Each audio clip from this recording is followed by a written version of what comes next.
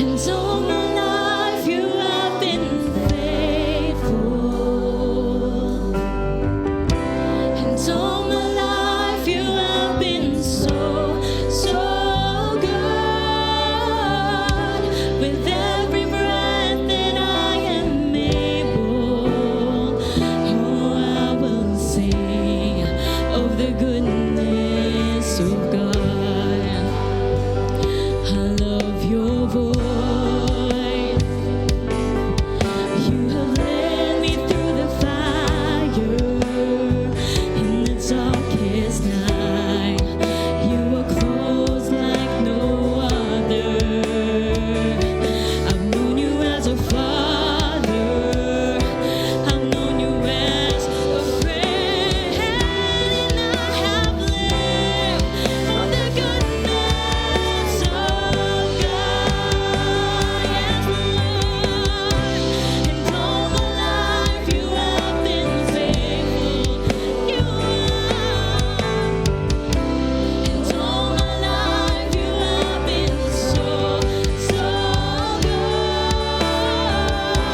With every breath that I am able, oh, I will sing of the goodness of God. Oh, we sing of your goodness, Lord. And all my life you have been faithful. Yes, Lord. And all my life you have been so, so good. With every breath that I am able, oh, I will sing of the goodness of God. We sing it. Your goodness is running after, it's running after me. Your goodness is running after, it's running after me. With my life laid down, I'll surrender now. I give you everything. Your goodness is running after, it's running after me. Sing of His goodness. It's running after me. Your goodness is running after, it's running after me. With my life laid down, I surrender now. I give you everything. Your goodness is running after, it's running after me.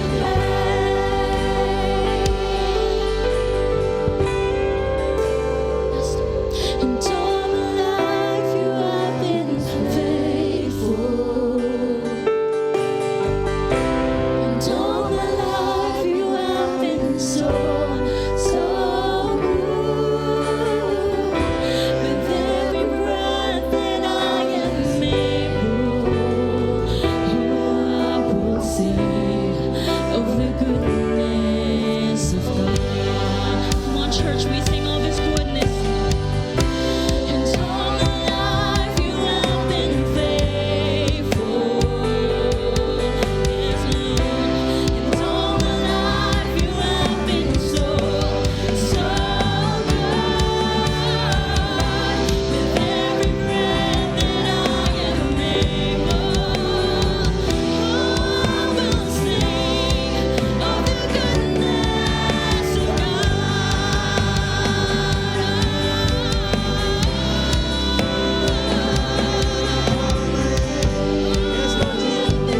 Yes, your goodness. Yes, Lord, you're good.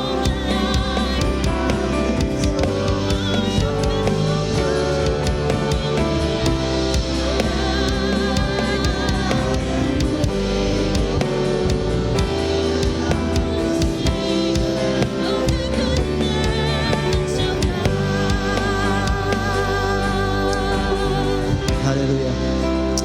God is good. God is good. The Bible says, give thanks to the Lord, for His faithful love endures forever. Our God is faithful. He never changes. He is the God who makes miracles. He is the God who heals. He is the God who provides. He is the God who comforts. He is the God yesterday. He is the same God today, and His faithful love will endure forever. Come on, let's give praise to Jesus. Let's give praise to our God who is faithful. Hallelujah. Hallelujah. Hallelujah. Hallelujah. Come on, let's welcome the Holy Spirit in this place today. Let us utter words of appreciation. Let's give thanks to the Lord Himself. Let's give thanks to our God who is faithful. Come on, lift up your hands, lift up your voice, and say thanks to God right now in your own words. Thank you, Jesus. Thank you, Lord. You are faithful. Sharabababaye. Thank you, Lord. You are the same yesterday, forever. Yes, Lord. We worship you. You are a faithful God. Your love never ceases. Shirararabayababaye. Sharararara. Oh, yes, Lord. Yes, Lord. Sharararabababa. Thank you, Jesus. Thank you for your love. Thank you for your faithfulness. Shirarararaya. Orababababaye.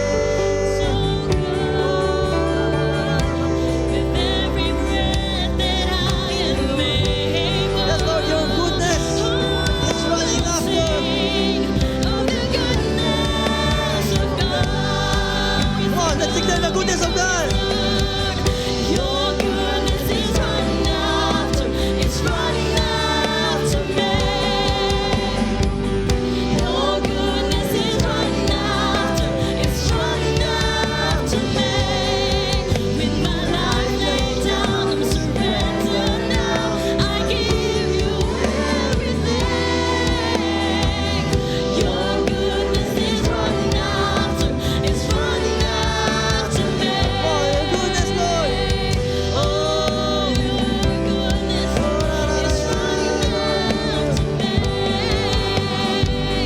Your goodness is running after, it's running after me. With my life laid down, I'm surrendered now. Oh, I give you everything. Your goodness is running after, it's running after me. Come on, let's sing this once again. Your goodness is running after me. It's running after me. Hallelujah. Your goodness is running after, It's running after me. With my life laid down, Surrender surrender now. now. I give you everything. Your goodness is running after, it's running after me. Yes, Lord. Thank you, Jesus. Your goodness endures forever. Your faithful love endures forever. And today, we give thanks. Thank you, Jesus, with all our heart, with all our mind, with all our soul. We gave thanks to you. Come on, let's give praise to Jesus.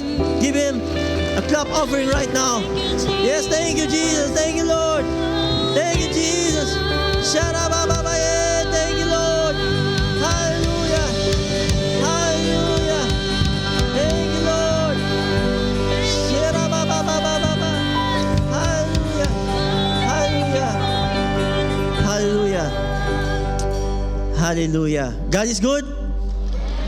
Amen. Amen. God is good all the time. Sabihin mo sa katabi mo, God is good to you. Amen. Amen. Pwede na pa tayo umupo? Yan. Settle down and welcome dito sa ating bahay panambahan, dito sa Victory Family Center. Filipino service. Meron pa ba tayong mga first time na nandito ngayon? Meron ba tayong mga bisita ngayong araw na to? Yes, welcome po dito. Welcome po. Nagkakala kami na dito kayo ngayon sa ating family. Welcome to the family. No? And welcome home din dito. This is your home, away from home. And hindi aksidente bakit nandito tayo ngayon. No? God has a purpose bakit ka na dinala sa lugar na to. And we are here to welcome you as part of our family. And we will continue with our At the Movies. Sino ba dito nanood ng At the Movies last week? Taas ang kamay. Yan. So, di ba, nanood tayo ng Lilo and Stitch. And today, also, we continue our At the Movies. This is the week 2. Meron pa tayong week 3 and week 4. And nasa kalagitnaan na tayo ng ating series, no? And we enjoy yung the movies. We enjoy our popcorns, di ba? Hawak niyo ba yung popcorn ninyo? Kaway-kaway yung mga popcorn? Pag wala kayong popcorn, just ask our ushers, no? Where's my popcorn? Okay? And we enjoy the movie sets, no? Meron tayong mga movie sets. Nakapag-picture na ba lahat? Nakapag-picture na ba lahat? Kung wala pa, no? Later on, mag-take kayo ng picture doon sa ating photo booth sa likod. Meron din tayo sa level 2, no? Sa ating mga movie sets natin. And we feel the spirit, no? ng movie, no? Sa lugar na ito. And ganoon din sa mga kasama natin na nanonood online, no? This is in-person experience. So we invite you to come and experience the movies, experience the love of God dito sa lugar na to. Okay? Mag-start tayo with papuri. Not only in our worship, but also sa pag-praise ng ating mga katabi. Amen po ba? So may tanong ako, naalala niyo po ba ano yung sharing natin nung last Sunday? Yes?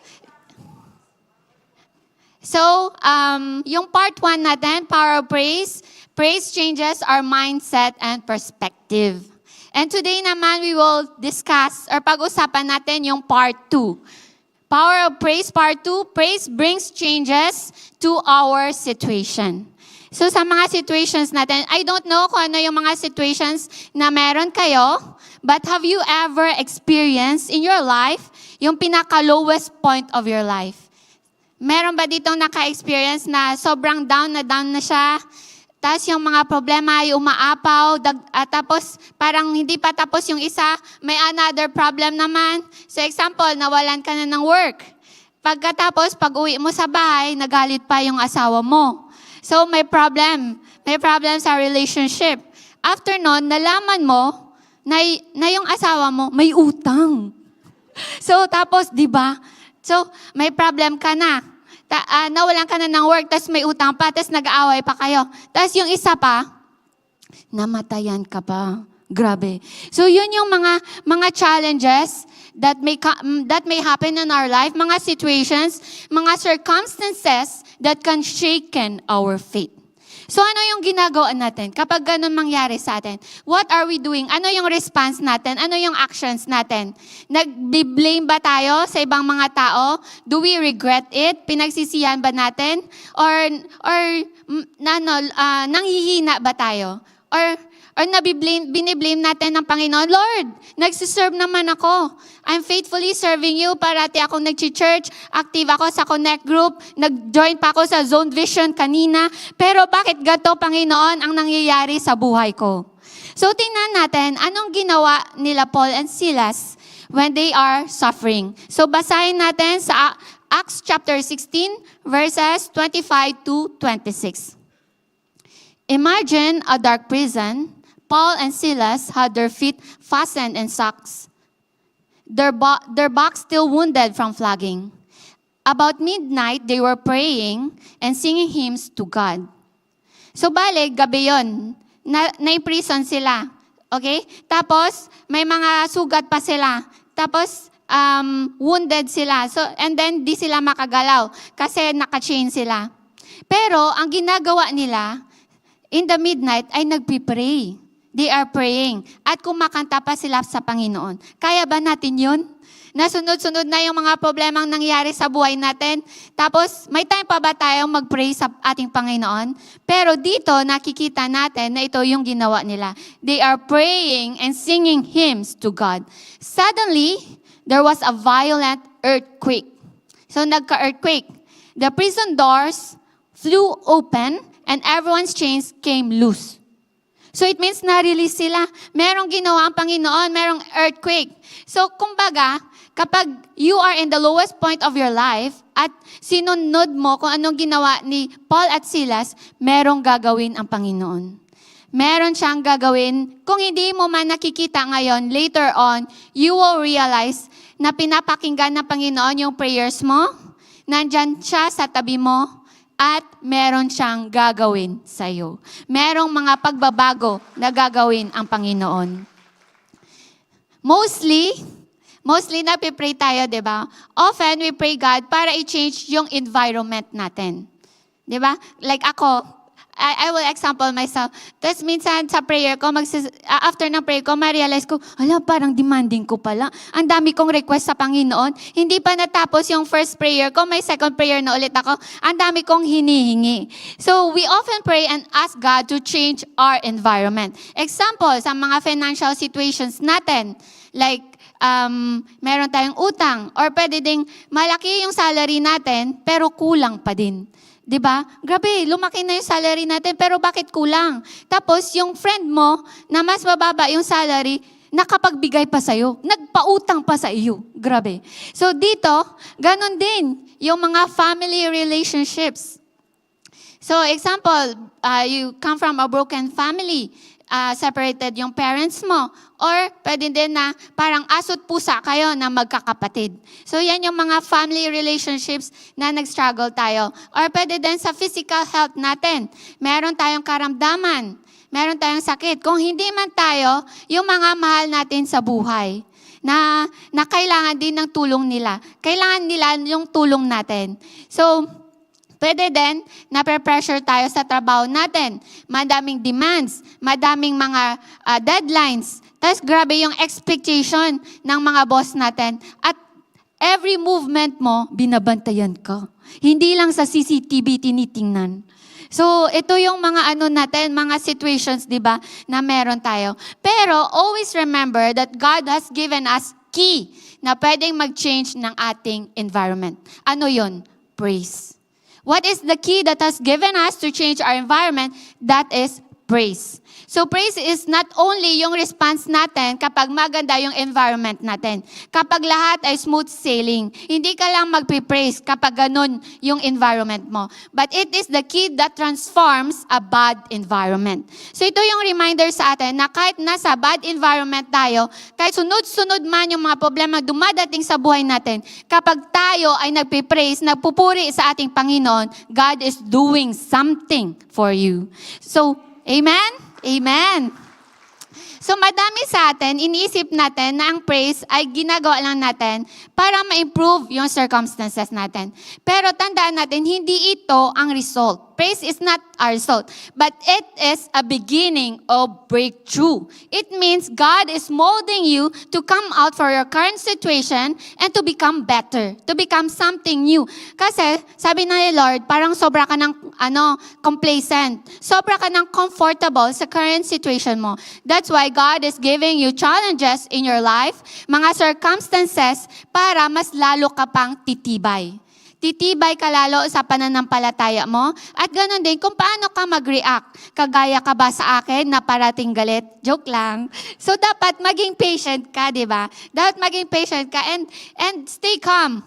So ako sa work, kasi ngayon, kulang na talaga kami sa mga tao. Alam nyo ba, before, 10 kami na mga nurse sa clinic namin. Pero ngayon, alam nyo, 3 na lang kami. Tapos yung appointment, sunod-sunod pa yan. So sabi ko, at kapag hindi ako nakapag-lunch, parang umuusok na ang mukha ko. Parang magbuburst na yung vulkan. Alam yun ng manager ko. Alam niya na by 11, kailangan si Marie ay kumain na. Kasi kung hindi, magagalit ako. Pero syempre kasi before, hindi ako nagbre-breakfast. Pero ngayon, dahil nga sa prayer and fasting natin, di ba? So, binago din ng Panginoon yung habits namin ni Pastor Noy. So, kung makikita nyo sa Facebook, si Pastor Noy nagpo-push up na, di ba? 'Di ba? Ako ay kumakain na ng breakfast. So kaya hindi na ako nagagalit agad kapag hindi ako kumakain ng 11 a.m. So ganun yung mga changes or mga circumstances na ginagawa ng Panginoon in order for us to become better at mag-adjust din tayo sa mga situations natin. So praise brings God's presence. So kapag nagpe-praise tayo, we will experience yung presence na Panginoon. And kapag nafe-feel natin yung presence na Panginoon, environment begins to change. Yung environment natin ay bumabago. So sabi dito sa Psalms 22 verse 3, "Yet you are enthroned as the Holy One, you are the one Israel praises. Tell us that God is enthroned in the praises of His people." Ang ating Panginoon ay very happy siya kapag tayo ay nagpipraise sa Kanya. Kapag binibigyan natin siya ng papuri natin.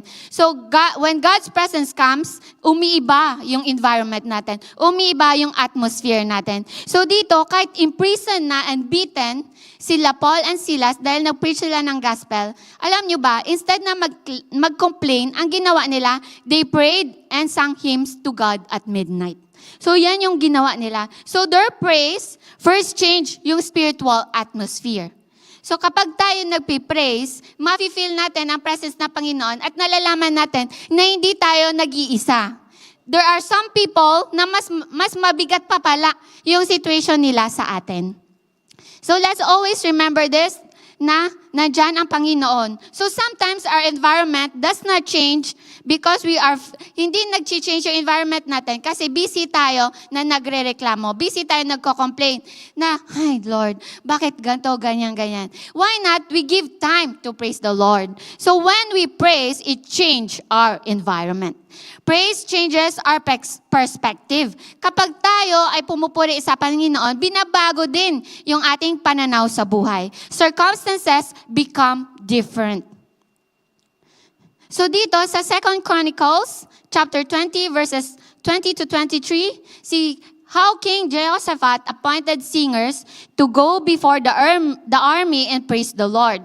As they began to sing and praise, bali may mga tinawag siya. Before pa sila pupunta doon sa area na yon na i-conquer nila, meron siyang inassign na magkumanta at mag-praise. Habang sila ay kumakanta, nagpa-praise, ang ginawa ng Panginoon, the Lord set ambushes against their enemies. So hindi pa sila dumating, natalo na. Natalo na yung kaaway nila. So as they began to sing and praise, the Lord set ambushes against the men of Ammon and Moab and Mount Seir who were invading Judah, and they were defeated. The Ammonites and Moabites rose up against the men from Mount Seir to destroy and annihilate them. After they finished slaughtering the men from Seir, they helped to destroy one another. So ito yung binabago sa atin ng Panginoon. Praise shifts our focus. Kung masyado tayong focus sa problema natin, hindi talaga tayo makamove forward. Kahit babantayan mo pa yung oras, hindi ka makamove forward. So dito, kapag naiba yung perspective natin, from how big the enemy is, di ba, grabe yung enemy nila, makikita mo kung gaano kalaki din ang Panginoon. On how great God is. Kung gaano kalaki yung problema mo, kapag mag-move ang Panginoon, doon mo makikita na yung Panginoon mo ay mas malaki kaysa sa problema mo. Amen? For how difficult the problem is, kung gaano man yung kahirap yung problem mo, may it be sa trabaho mo, sa relationship mo, sa finances mo, or sa mga relationships mo, kapag mag-praise ka, doon makikita kung gaano ka-powerful ang Panginoon. On how God move. From how difficult the problem is, to how powerful God is.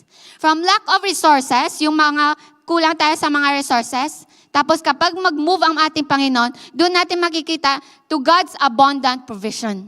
Kung tayo, nagkukulang tayo sa sarili nating kakayahan, kapag ikaw lumapit sa Panginoon, ano ang kaya niyang ibigay? Liglig, siksik, at umaapaw. Liglig, siksik, at umaapaw. Amen? Praise releases God's power. Kapag tayo nagpe-praise sa Panginoon, ma-experience natin ang power niya. And with God's power, there is breakthrough. There is breakthrough. So dito, each one of us, meron din tayong mga sariling mga challenges, mga problems natin. May it be yung matagal na nating utang na hanggang ngayon di pa natin nabayaran. Or sa iba na nagkaroon ng broken marriages. Or pwede din sa mga kasama nating merong mga karamdaman or mahal nila sa buhay ay may karamdaman. Or pwede din na napapagod ka na, nababurnout ka na sa trabaho mo or sa ministry mo. Tandaan natin that praise is spiritual warfare.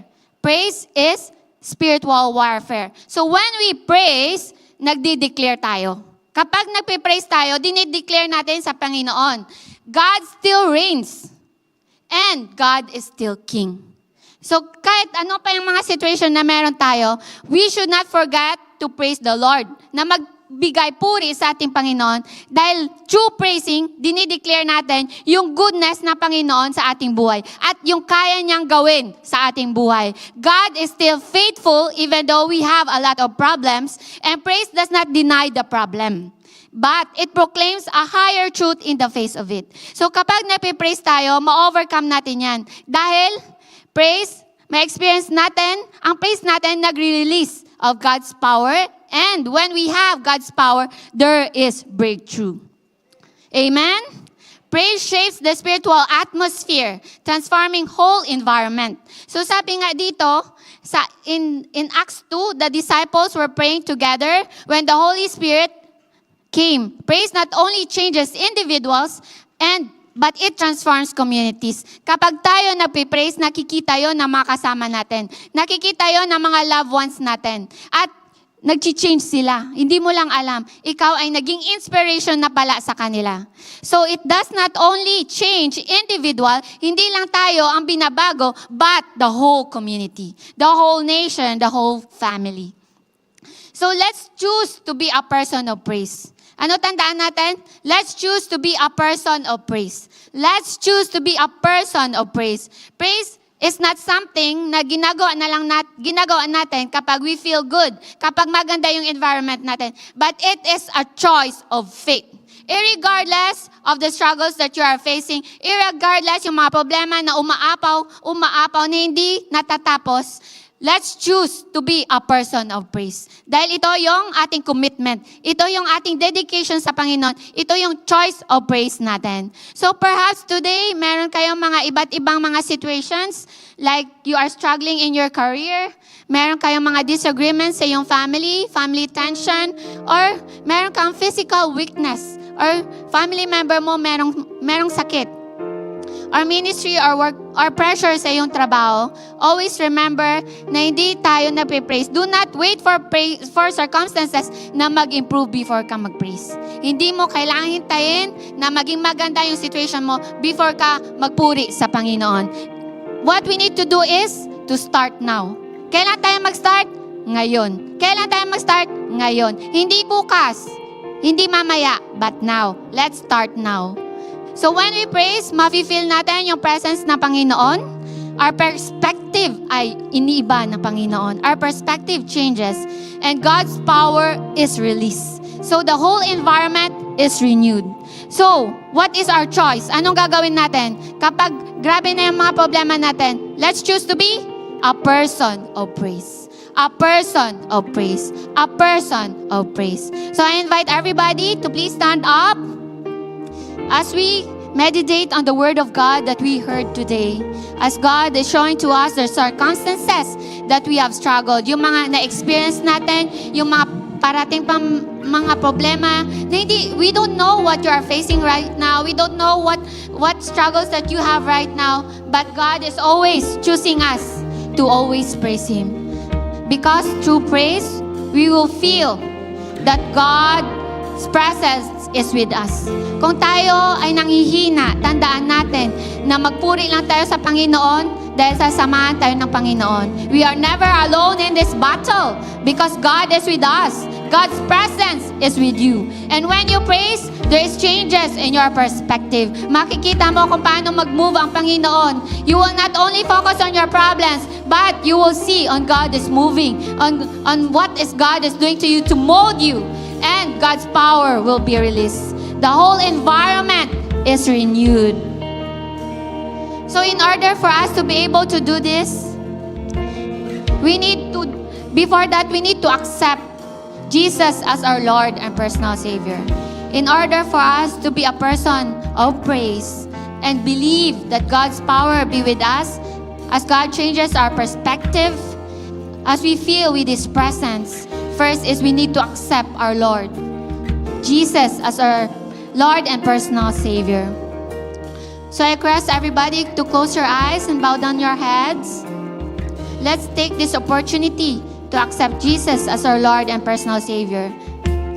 So as our worship team sing the songs, please listen to God's call. If God is calling you right now, please don't hesitate to raise your hands, and I will pray for you. Bless your name. Oh yes, I will sing for joy when my heart is heavy. Oh my days. Oh yes, I will. Oh yes, I will lift you high in the lowest valley. Yes, I will bless your name. Oh yes, I will sing for joy when my heart is heavy. Oh my days. Oh yes, I will for all my days. Oh yes, I will. John chapter 3, verse 16. For this is how God loved the world. He gave His one and only Son, so that everyone who believes in Him will not perish, but have eternal life. So habang lahat ay nakayuko at nakapikit ang mga mata, I would like to take this opportunity for you to respond and to answer to God's call. If God is telling you right now to accept Him as your Lord and personal Savior, please raise your hands and I will pray for you. If you believe that God's Word confirms our salvation, pero hindi ka pa nagkaroon ng personal and intimate relationship sa ating Panginoon, at ngayon ay gusto mong tanggapin siya, si Jesus, as your Lord and personal Savior, please raise your hands and I will pray for you.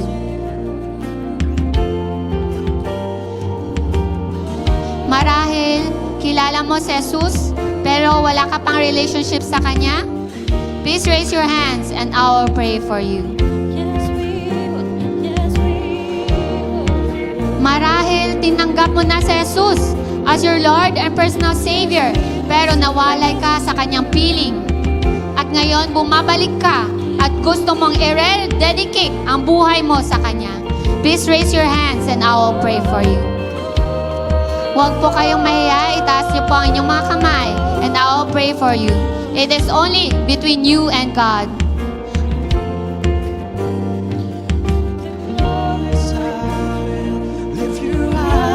In the lowest valley, yes, I will bless your name.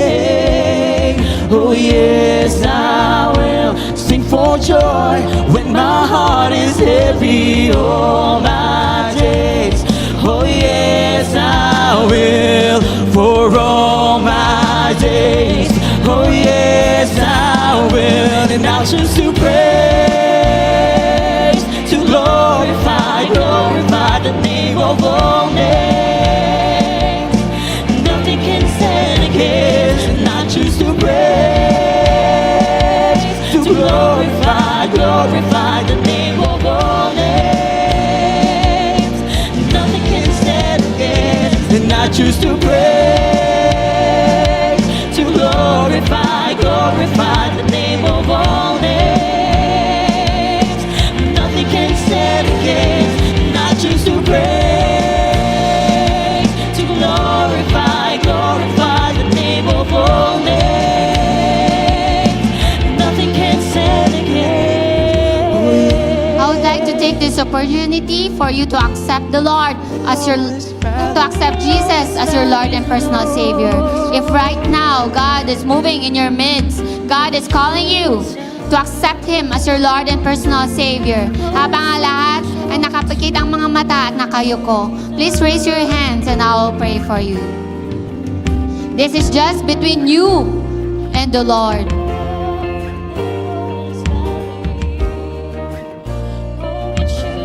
Marahil kilala mo si Jesus, pero wala ka pang intimate and personal relationship with Him. You can raise your hands and I will pray for you.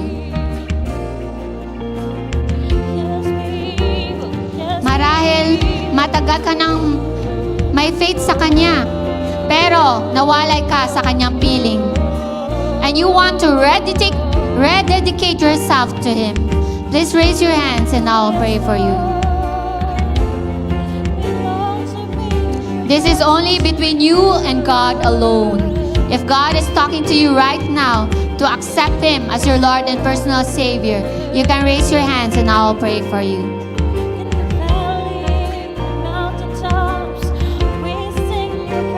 If gusto mo tanggapin si Jesus as your Lord and personal Savior, pero meron kang difficulty sa pag-raise ng iyong mga kamay, but deep inside your heart, you have accepted Jesus as your Lord and personal Savior, sasamahan kita sa panalangin.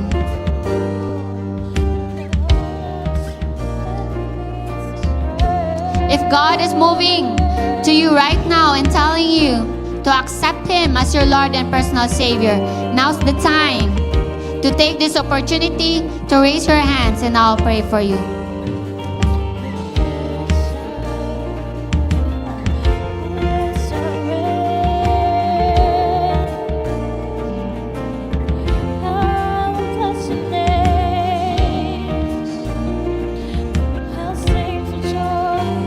Let's pray.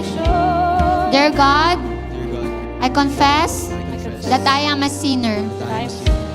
I sincerely repent I sincerely repent and open my heart and open my heart to accept Jesus as my Lord and Savior. to accept Jesus as my Lord and Savior.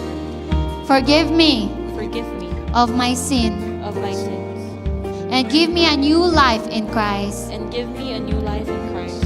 Now I am a new creation Now I am a new creation and a child of God. and a child of God. Help me to follow you Help me to follow you and love you all the days of my life. and love you all the days of my life. Protect me Protect me and bless me. and bless me. I pray in the name of Jesus. I pray in the name of Jesus. Amen. Amen. So congratulations po sa lahat na tumanggap sa ating Panginoon. All the heavens are praising right now. You have done the best choice. You have done the best decision that you've ever made. So please, punta lang po kayo sa likuran. Meron po doon mag-guide sa inyo sa inyong next step na gagawin. And right now, I would like to open the altar. Pwede niyong erase yung inyong mga kamay sa inyong mga upuan. If you are struggling right now sa inyong relationship, if you are having difficulty sa inyong mga trabaho, or meron kayong karamdaman, or loved ones niyo merong karamdaman, you can raise your hands on your seats and I will pray for you.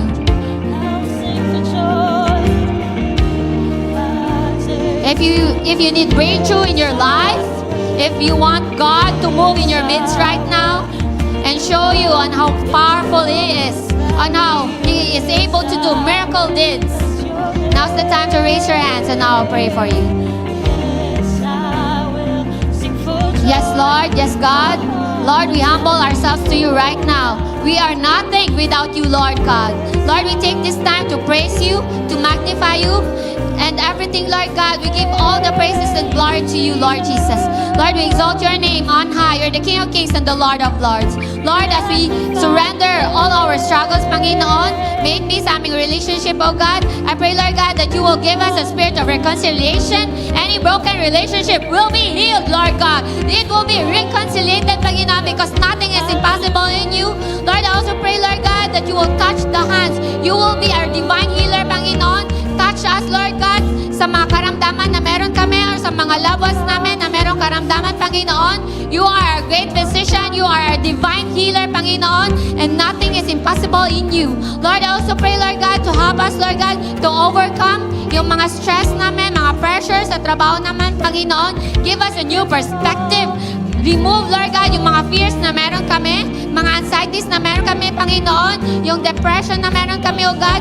Lord, we know that these feelings doesn't come from you, Lord God, but ginagamit ito ng kaaway, Panginoon, to shaken our faith. And right now, release us, Panginoon. Remove it in our hearts and fill us with love, joy, and peace because we deserve the best that comes from you, oh God. Lord Jesus, I also pray, Lord God, na bigyan mo po kami, Panginoon, na maging faithful steward kami ng lahat ng mga blessings na binigay mo, Lord God. Help us, Lord God, na ma-overcome namin yung mga financial difficulties namin, yung mga wrong decisions namin, Panginoon. Forgive us, Lord God, for the sins that we have done. Lord, thank you, Lord God, for always giving us a second chance to become something better, someone new, Panginoon. As you mold us, Lord God, as we choose to be a person of praise, Lord Jesus. Lord, move in our midst right now. Show us, Lord God, on how powerful you are, on how the open heavens happening right now as we experience your presence in this place as the Holy Spirit fill us with its power and the fruit of the Holy Spirit. Lord God, we are nothing without you, but with you by our side, we are victorious, we are overcomer, and we choose to be a person of praise. Lord, this we ask in the mighty name of Jesus. Amen.